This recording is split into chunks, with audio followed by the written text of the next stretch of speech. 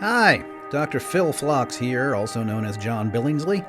I volunteer for the Hollywood Food Coalition. We serve terrific meals to the unhoused 7 nights a week. We assist 100 nonprofits with their food needs. We work with community partners to address food insecurity in Southern California. If you're in LA, come and volunteer with us at hofoco.org/volunteer, and any Federation credits you can spare go a long way.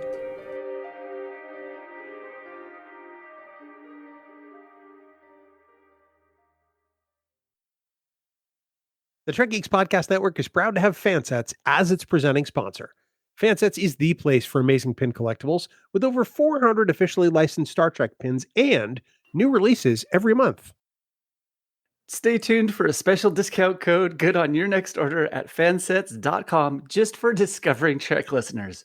Fansets, our pins have character. A Rutherford mystery, a badass Boimler, and an old friend from Voyager. Episode 5 shows us that even Starfleet has to work hard at meeting their recruitment quotas, as Boimler and Mariner work at talking the talk, while Rutherford has a near-death experience and finds out there is more to his implants than we ever thought. We got lots to talk about this week, kids, so jump in the turbo lift and hit that down button. My name is Dan Davidson, and we are Discovering Trek Lower Decks.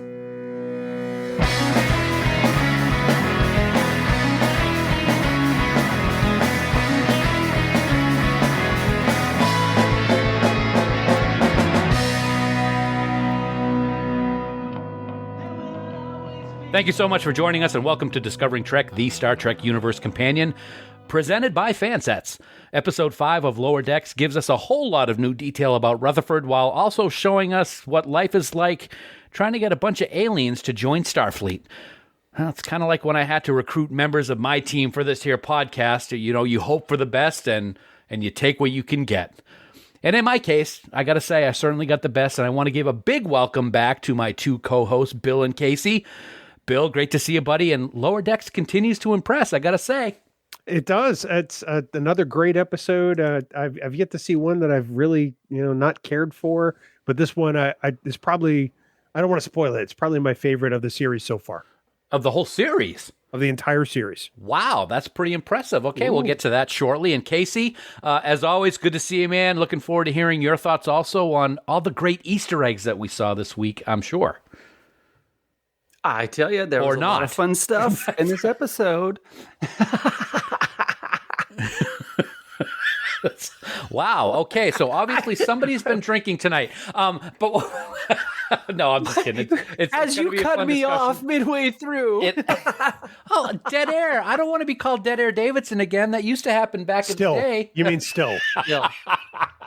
Well, yeah. Okay. Well, anyway, guys, we have a lot to discuss as always this week. Lower Decks is fantastic, as it always has been. Before we get started, though, we used to do this a couple of seasons. We haven't done it yet this season, but let's get a thumbs up or a thumbs down from each of us. I'm going to give this one a thumbs up. Great episode, great story, and it's got a real Star Trek meaning behind it. So I give it a big thumbs up. Kasey, what do you think, bud?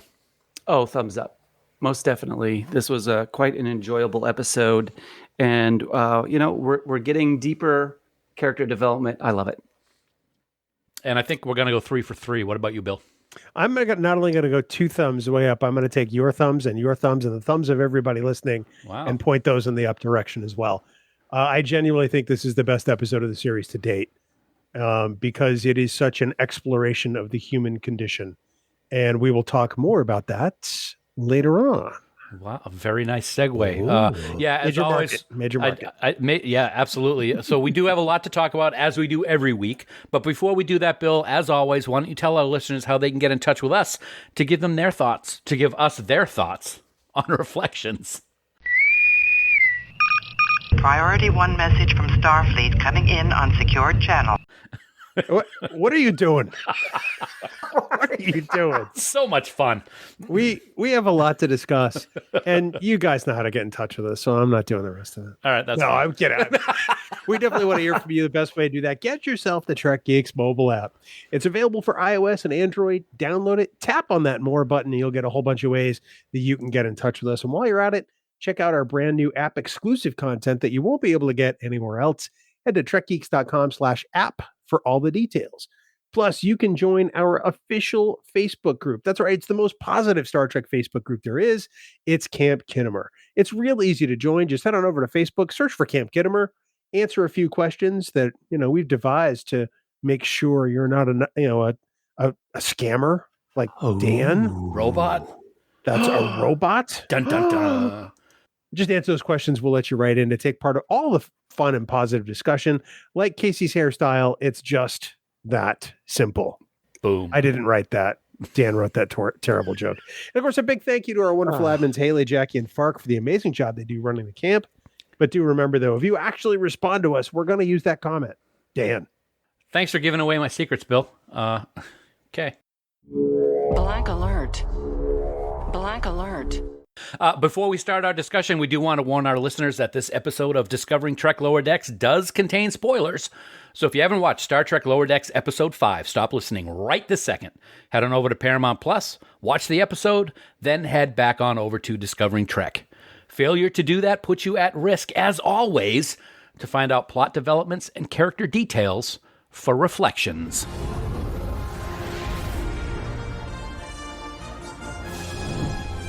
So, Bill, I want to start with you this week because you said a couple of times since we started our discussion today that you think this is the best episode, not only of the season, but of the whole series of Lower Decks, and that's quite a pedestal you're putting this episode on, I think. I don't think it's a pedestal at all. I think that's a genuine look at this. If you take a look at it, I mean, we learned something about our lower deckers in each episode, but this one is an actual exploration of the two halves of Rutherford. One that has been long buried and one that we've seen for some time. That whole exploration of the two Rutherfords in competition with one another is just so cool and so much more than you'd expect from an animated Star Trek series. But that's the thing. This episode is so Star Trek. It explores the human condition in its own unique way. And I love how it's done. This isn't going to happen, or it will happen a different way in other series. And Lower Decks did it Lower Deck style, and I thought it was perfection. I got to agree with you 100% in the fact that there was so much to take in with this episode about Rutherford and his past. And A, it was animated, and B, it was only 26 minutes long for the whole episode, and that's including the B story. And it was still unbelievable how much information we got about Rutherford. I will say one of the things, Kasey, that I thought was interesting, and I wasn't surprised because we've seen stuff like this, kind of, I guess, is that the Rutherford of old, let's be honest, was kind of a dick. And he had a huge chip on his shoulder, and he had to prove stuff, and it kind of was like, okay, so we've got a great Rutherford here. I wasn't surprised that the old Rutherford, when we did see him, was completely opposite. Were you surprised, or was it something that you expected?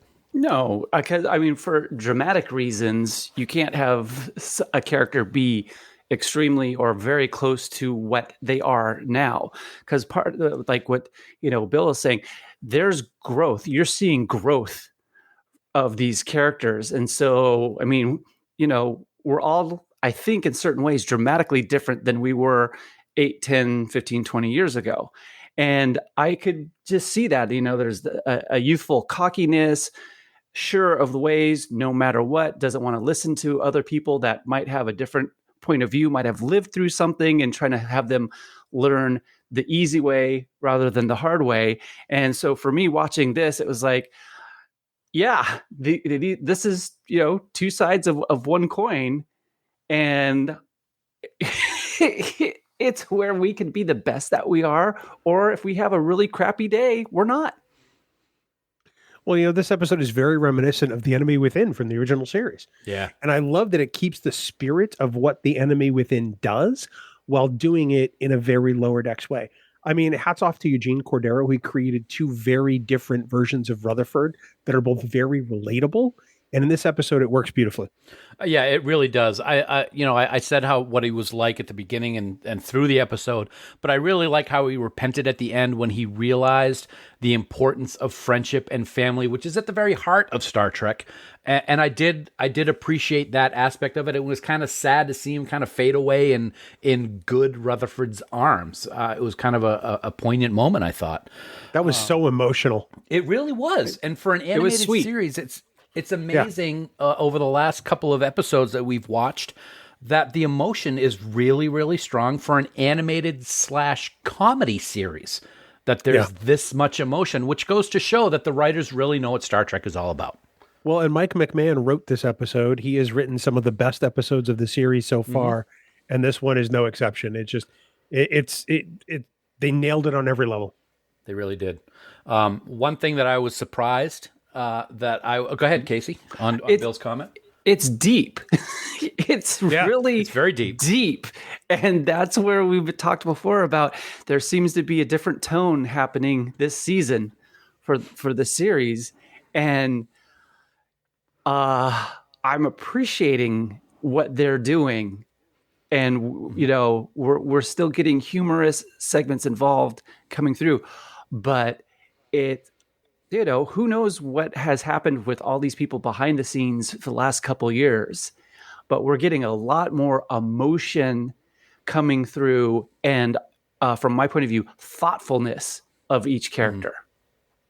No, that's a very good point. No, absolutely. I haven't really actually taken into consideration that the writers may be kind of flowing what they've been feeling over the course of the pandemic into their writing. So no, that's a very good point, Kasey. I got to say, guys, I'm really going to be honest here for a second. I never thought I would say this, but oh my God, the Delta Flyer and Voyager Delta Flyer uniforms. That was awesome. I've never been a fan of the Delta Flyer, but oh my God. I love the podcast, I will say. But I've never been a huge fan of the actual ship itself. And it was fantastic. It was beautiful to see it again in animated form, Bill. It probably was one of my favorite appearances of the Delta Flyer. Because it was pretty badass. I'm not going to lie. And he figured that, Rutherford needed something he knew could compete with Red Rutherford. And what does he do? He doesn't build his own design. He goes for something he knows is tried and true. And just the nod to Voyager with those sort of racing style uniforms they used. I think the episode was Drive. Yeah. It was awesome. It was really great. And especially, we talked about it a minute ago, the whole aspect of family, when all of a sudden he says I forget what the actual order he gave, good Rutherford or green Rutherford, I guess we'll call him because you called the other one red, is he says an order and all of the lower deck crew is there with him in the Delta Flyer, wearing the same uniforms, showing what teamwork is all about. I thought that was really what was very special with this episode. Well, then there's that sort of cinematic treatment of the lower decks theme when they appear. I'm not going to lie, that made me a little misty-eyed. Yeah. We've always talked about how important the music is in any Star Trek series, and it certainly was in that aspect. And speaking of those scenes with the Delta Flyer, is it just me, or am I the only one who loves the sound of a Romulan warbird decloaking? It's so cool. It is so cool. And you're talking about cinematic music, cinematic camera angles with the camera going right between both levels of those warbird wings was pretty awesome. And I was kind of clapping when that took place. It was pretty cool. It's very hip. It's very, when you're thinking, I'm looking at something two-dimensional, and then they give you, it's like these little visual presents every now and again, besides the whole show where you're like, oh, somebody really thought about that shot and loved it. And now we get that gift. Absolutely. Oh yeah. And those are the types of shots they just couldn't do back in the 90s. It was beautiful. That whole animation of the race and the Romulans is probably some of the best work they've done on the series because it was exciting. Yes. It didn't look campy. It didn't look like flat animation. It looked like an animated film, and I was here for it. It was really good. One of the things you talk about the special effects in the 90s, one thing that I thought was cool back then, but kind of weird, is that whenever the ship was making a quick escape, it always stopped on its tail and kind of rotated and then took off. we got a lot better stuff with what we saw with the race and the Romulan Warbird this week, I got to say. So back on, we're going to get to the whole fair thing in a minute, guys, but I wanted to say one of the other things that I thought was really great about this Rutherford story is we have in Star Trek yet another big mystery on our hands that we're going to need to solve. And I don't know if you guys agree, and I'm going to want to get your thoughts. I have a feeling that the shady character in these memories that Rutherford has about what happened with his implants and the cover-up, that's going to be a big, big Star Trek name that we're all going to be like, holy bleep, when we find out who it is. Is it just me, or are you guys thinking the same thing? Bill? I'm not there yet. I wanted it to be a voice that I recognize right off the bat, and it's not. I wanted it to be a character like maybe Edward Jellicoe. I thought that could be interesting. But right now, I wonder if it's just going to be a character that we don't recognize. And I almost think that that's got just as much value based on the way they're doing the reveal. Casey? As far as we know, it could be future guy from Enterprise. True. That's true. awesome. You know, seriously. Either way, I can go either way on this one and I think that's a benefit for them depending on how they want to play this. It just I'm hoping we don't fall into the whole Badmiral thing again that we've seen and I mean we saw the emblem on the uniform of the person speaking. So who knows? There was a part of me that was hoping that it would be Bill Sadler in Section 31, that Sloan would be back in Lower Decks. I would so love that. That would be amazing. I have to say one other thing. That opening prologue where Rutherford is having his nightmare, I got to say, for me, that had flashes of the opening of The $6 Million Man. Bum, bum, bum, bum, bum. Nice. That's pretty great. Yeah. Because you see the accident, you see him, lying in the bed, you see him going through he's getting the attachments put on. I mean, Mike McMahon is a nerd of a certain age. I have to believe that kind of played into his calculus in writing that scene. Yeah, TV historian. So that would be very cool if that was the case. We'll have to ask him. I'll get him on the phone. Yeah, dial him up. I'll dial him up. So all kinds of anything else we want to talk about the Rutherford part of the story before we move on to the fair on Tulgana? When that part later in the episode where Blue Rutherford is holding Red Rutherford, and you see the accident and you see Rutherford lying there injured. That was brutal. The whole side of his body was all so brutal. Yeah, I felt things. I think this episode was emotional on a variety of levels. But when you see that, that's what led him to this. It's like, wow, this character's seen some stuff, and it's interesting that he's wound up the way he has. Actually, that's a good point. And before we move on, I want to ask about that. Rutherford is such a great guy as we know him in the 3 seasons of Lower Decks. What was it that caused him to change from that real jerk of a Rutherford in Red Rutherford? I mean, was it just the accident? Did the implants have anything to do with it? Was it just the fact that he's now in Starfleet, living the life that he's always wanted? I mean, it would be very interesting along this storyline to find out where that change for the character started. Well, I think the episode kind of gives us the answer. I think that it was buried by whomever gave him the implants. They created a version of Rutherford that was all kind of happy-go-lucky, okie dokie. But I think that we're going to learn more about that as Lower Decks progresses over the seasons. And he's just grown into that character the way that he wants to be now that he's dealt with Red Rutherford? Who knows? Yeah. Interesting. Casey, what do you think? Yeah, possibly. But, they pull a 180 on the character. So it's much easier to control somebody who's chipper all the time and seems to be semi-superficial of just la-di-da-da-da, everything's wonderful, hey, great, instead of questioning things that will come about. I think we're gonna see something of a bit of a middle ground where a little more grounded of a Rutherford of what's happening and maybe question a little bit more than just enjoying the ride will be coming. It'll be interesting to see what we get in the rest of the season and seasons going forward. So we're going to talk about the wonderful Starfleet Recruitment Tent down on Tulgana IV as soon as we get done talking some business with our friends at Fansets. Of course, we want to take a moment to thank our friends at Fansets for being the presenting sponsor of the Trek Geeks Podcast Network. I love the way that comes out, dude. The presenting sponsor of the Trek Geeks Podcast Network. So great.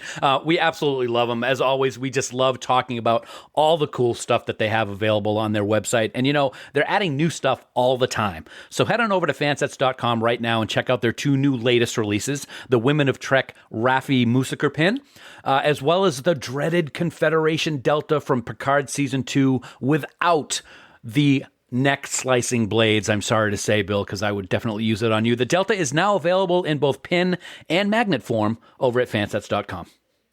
Fantastic additions to any collection, Dan. With October 1st right around the corner, chances are some new stuff will be available to start off the month. So everyone, get on over to fansets.com, put that Raffi pin and a Confederation Delta and a whole bunch of other stuff in your cart. And at checkout, be sure to enter the special discount code TrekGeeks for 10% off your entire order. That's Trek Geeks in all capital letters with no spaces. And of course, don't forget, when you spend more than $30, you automatically get free shipping in the U.S. Fansets. Our pins have character. And we thank our friends at Fansets for being the presenting sponsor of the Trek Geeks Podcast Network. So, guys, back to Tulgana IV. We haven't been there since season 1. It was kind of nice to go back there again. Yep. And I got to say, one of the best things about having to work in the recruitment tent for Starfleet is having an animated Kirk and Spock photo opportunity at the tent. That was so awesome. With the Horta. Yeah. It was awesome. I thought that was just fantastic. And I mean, perfect TAS animation likenesses of Kirk and Spock in that little photo op thing. I thought it was great. The ears were a little much on Spock. That's they were a little overemphasized. Has to be because of that circle cutout. I got to say, the idea of a career fair on Tulgana IV just seems a little weird. A little. But it tells me that Screaming Boimler is the best Boimler. And I love that he gets pushed and pushed and pushed so far. And he does such a great job of trying to defend the Starfleet ideal and trying to be a good prototypical Starfleet ensign until they mess with his pip. And Don't that is touch the over. pips. Don't touch the pips, baby. Mm-hmm. It's over. Yeah. That was great. It was, we've been talking about bold Boimler for the last few weeks. This was over the top bold Boimler going nuts, and I loved every second of it. Oh, every single second of it. Yeah, he's now boiled over Boimler. Yeah, he released absolutely. the Kraken. It was you can see it's like the gentle person that finally reaches the point, and the volcano comes out, and it is get your butt out of the way because this person has lost it, and you're all in deep doo-doo. That whole career fair gives us what is possibly the greatest line in Star Trek history. And it is, how do we know you two don't got butt bugs? It sounds like Vegas. It doesn't get any better. It sounds like Vegas. It doesn't get any better than that. I don't know where the conspiracy aliens all of a sudden became butt bugs, but I'm good with it. Because that's what I'm assuming that's all about. But anyway, I don't know. I thought one of the cool things about what we saw at the fair was the Collectors Guild, because we saw that alien race that we saw in the most toys, not Kivas Fajo, but Parlor Toth was his name. It's the guy that had like the jewelry coming out of a nostril and wrapping around his head and then going in another hole on top of his head. This is what I love about Lower Decks. They give the opportunity to pull Easter eggs from God knows what and make it work in whatever scene it's being in. There were so many great things on Tulgana IV that I loved about this episode, but as strange as it may seem, that was one of my favorite ones, Kasey. It's a cool thing because you have such a deep, 50 years of history that you can go back onto and just find little nuggets that you want to play with. And I mean, if you think about it, I thought about this, the whole recruitment booth type thing. It was like a Klingon ascension rites. You've got pain on either side of you. And if you're someone walking down the middle, it's like, left and right. People are, no, do this. No, join us. This. Oh, they suck. No, we're great. All this type thing.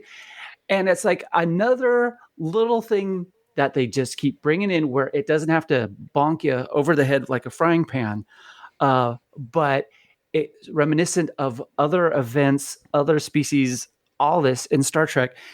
And I keep loving that, somebody is there on the staff thinking of, what could we use? Who could we use? What could we bring in now?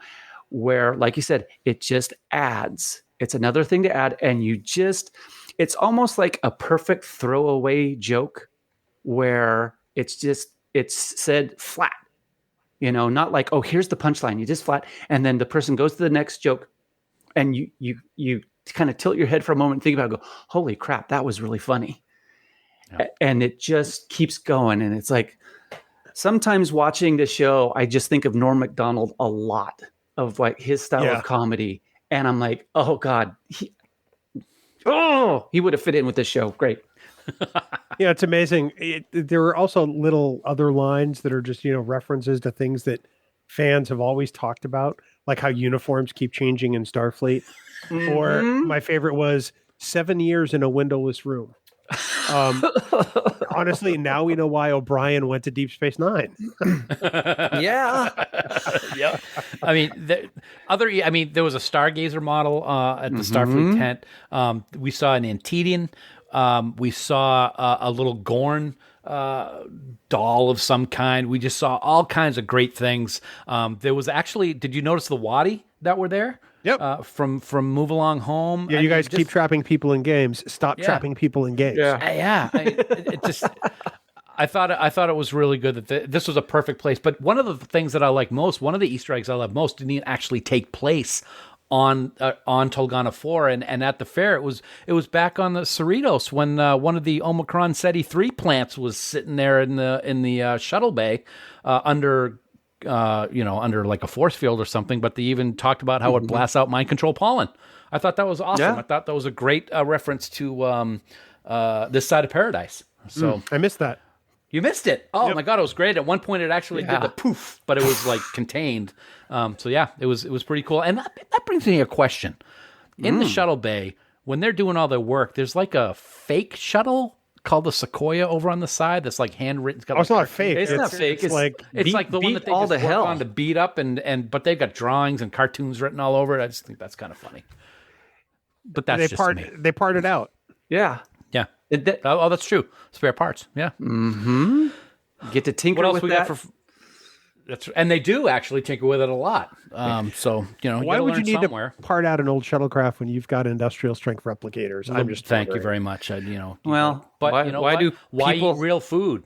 Why do people have old cars sitting in their garage that they tinker with when they've got working cars in the driveway? And that's how I think about it. It's like, all right, that's the beater 1970 maybe Mustang that someone bought and said, maybe I shouldn't have bought it, but I got it. Okay. I'll give it half hour every weekend of work.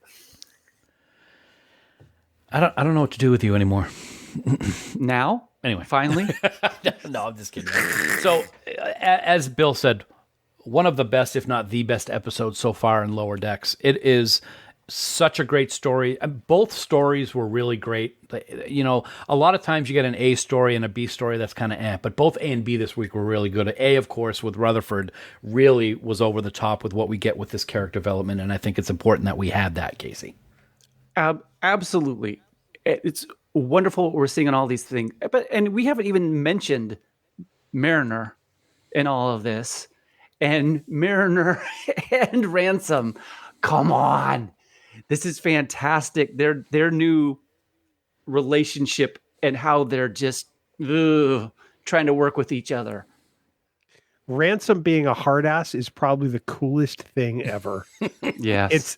It's totally what Mariner needs. And he might be my favorite first officer now. But you know what's great also, though, dude, is how he was when he was talking to Boimler when they were bringing him to the brig at the end. Yeah, he's like, oh, yeah, I got to bring you to the brig. But that was pretty awesome. He was total dude bro at that point. He really was. But, Ransom, he understands how to deal with Mariner at this particular point, as much as Mariner hates it, because no one wants to go to Starbase 80. Oh, Starbase 80. We didn't even talk about that. I don't even want to know what that's like. That'd be like living with you guys for all time. Oh, that would be bad. It's like a yikes and a double yikes where everybody does not want to go to Starbase 80. So it's got to be horrendous. You know, they have to show it at some point now. They got to. They have to give us a glimpse of it. Oh, or no. You just keep teasing it. And this is like Norm's wife, who you never see. Morn never talks. This type of a thing. And you just let tantalize it, because whatever we're thinking is happening on Starbase has got to be worse than what they could actually show. Well, I wonder if maybe it's worse because it's actually kind of normal. That would be a very Lower Decks thing. That's true. That would be. What if nothing exciting happens there? People just do all kinds of cool scientific experiments and enjoy living there. I think that would be Mariner's definition of hell. Quite honestly. So it'd be like working in the transporter room where you're literally just standing there for 7.5 hours out of the 8. Yeah. And then you're okay. That's it. Like, okay. Next shift in 16 hours. Great. Yep. Pretty much. I think that would be, in the eyes of Ransom and Mariner, I think that would be hell. Well, hell is... No, I'm not going to say it. Anyway, Kasey, I knew where you were going. Yeah, I know. You know where I was going. We get to see Boimler lose his shit this week, and Rutherford has a lot to figure out regarding his accident. As Bill said, one of the greatest episodes of the series, to be sure, but I've got a feeling that we are all very excited about next week. So what can we expect to see, buddy? Oh, well, Dan, next week, it's as simple as this. The Cerritos crew unexpectedly spends a day on Deep Space Nine. It's episode 6 of Lower Decks. Hear all, trust nothing, and we will be here to talk about it next week. Until then, come on, y'all. Remember that you can subscribe to Discovering Trek by searching for us on Apple Podcasts, Spotify, or by downloading the most awesome Trek Geeks Podcast Network app. Yeah, and don't forget, you can support Discovering Trek and the Trek Geeks Podcast Network by subscribing to bonus content on Patreon. Get access to the unedited audio of all of our podcasts, plus a whole lot of other perks. That's right. And of course, we want to take a moment to recognize the following amazing producers of Discovering Trek. We are truly so grateful for their support. Christina Werther, Ken Tripp, Chris Trebuzio, Jim Stoffel, Terry Schell, Casey Chafsky, Major Self, Jamie Rogers, Casey Pettit, Sean O'Halloran, Charlie Mulvey, Darren Metcalf, Matt McGonigal, Lionel Marchand, David Hood, Kimberly Hartman, Jackie and Chris Hackney, Craig Ewing, Andy Davenport, Peter Craig, Kyle Castillo, Chaz Bradshaw, Steve Bovia, Mike Bovia, and the lovely and talented Jess Vashon. What? You got to tell me when you're going to read things backwards, because I thought I screwed up the copy. Oh, leave this in. This is perfect. No, this is staying in, definitely. Yeah. I'm like, where's he going? What did I do? This is what happens when you have a pro. Okay. Thank you. When does he show up? He was just reading all those names. He's certainly not producing this mess. Good job. The senior producer of Trek Geeks is the amazing Jude Tat. Jude Tatman.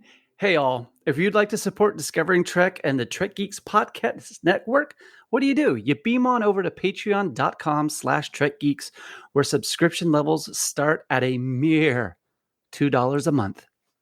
Of course, for more great Star Trek discussion, we want everyone to check out the other member podcasts on our network. In addition to Discovering Trek, there's 5-Year Mission, there's Deep Space Pride, Infinite Trek, Divine Treasury, Sci-Fi Sisters with the First Link, Science Station 2, Drawn to Trek, a whole bunch of podcasts. We're excited to have them all. You can find all our podcasts, including where to listen, by visiting trekgeeks.com/listen. The Trek Geeks Podcast Network. No one. No, you heard me. I said no one talks Trek like we do. I no said one. Good day. Well, everyone, we want to thank you for joining us for our discussion on Lower Decks Episode 5 Reflection. Bold Boimler is still going strong while we finally get a whole lot of new detail about Rutherford. It took a while to get here, but it's been worth the wait. As always, I want to give a huge shout out to my crew, Bill and Kasey. Thanks, guys, as always, for a great discussion. And I also want to thank all of you throughout the Alpha Quadrant for taking the time to download and listen. The three of us will be back next week to discuss the one that I have been waiting for, the return to DS9 in Star Trek Lower Decks Episode 6, Hear All, Trust Nothing.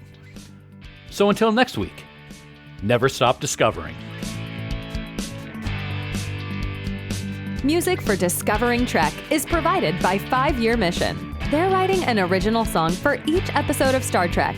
Hear more of their music at 5yearmission.net. Discovering Trek is a production of Coconut Media Works. Executive producers Bill Smith and Dan Davidson. For more great Star Trek discussion, discover the other shows of the Trek Geeks Podcast Network at trekgeeks.com or find us in Apple Podcasts, Spotify, or your favorite podcast app.